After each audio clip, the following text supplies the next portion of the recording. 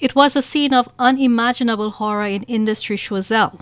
What was once a peaceful home is now the site of a brutal attack that has left 4 people critically injured.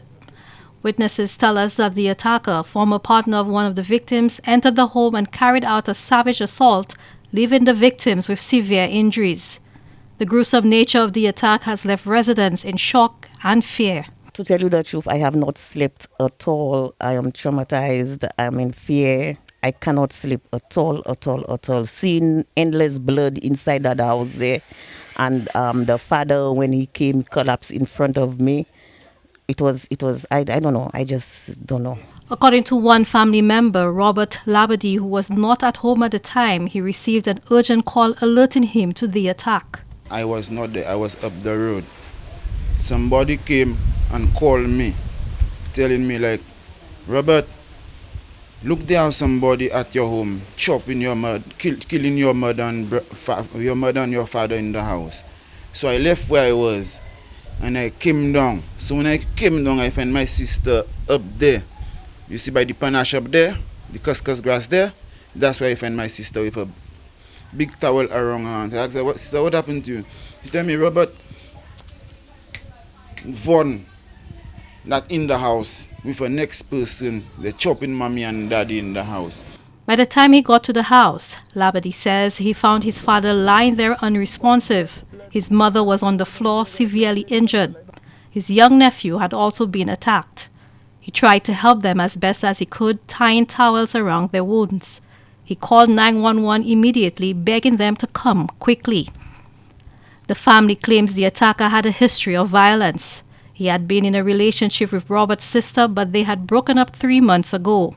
According to Robert, he had been harassing his sister even after their breakup, and she had previously reported him to the police. My sister went to the station and make a report, so he left my sister and he go.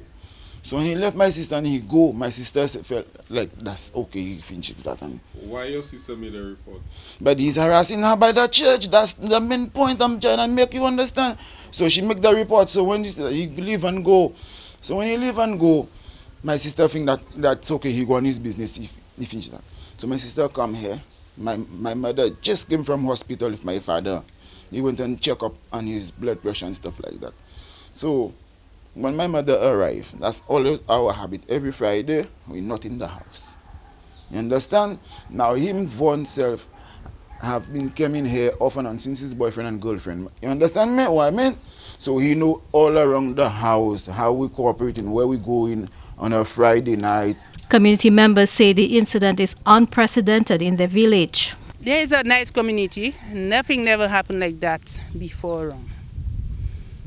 But I think that just that.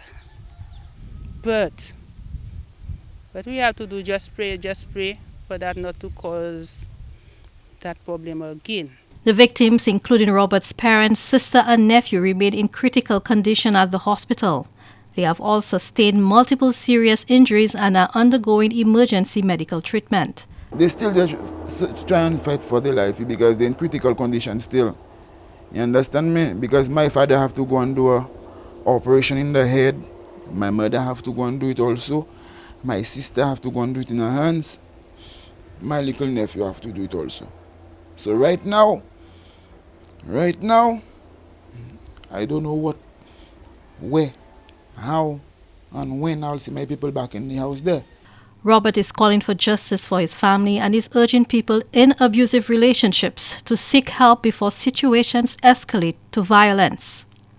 Education Minister Sean Edward joined Prime Minister Philippe J. Pierre and Choiseul MP Bradley Felix in expressing sorrow over the incident. Edward reports visiting the 5-year-old Bradley Labadie, a student of the Delsec Combined School. I must say he was in very good spirits when I saw him. His mother was there with him at his bedside. I made conversation with him. I gave him a toy. And as I said, he was doing fairly well given the circumstances. Let me say that this is something that the Ministry of Education emphatically denounces, and we condemn any act of violence in this country, particularly when it is perpetrated against children of that age. He explained that education officials have reached out to the family and offered their support. As the victims fight for their lives, the community is coming together to support the family in any way they can. Meanwhile, authorities have launched an investigation into the attack and reportedly have the suspect in custody.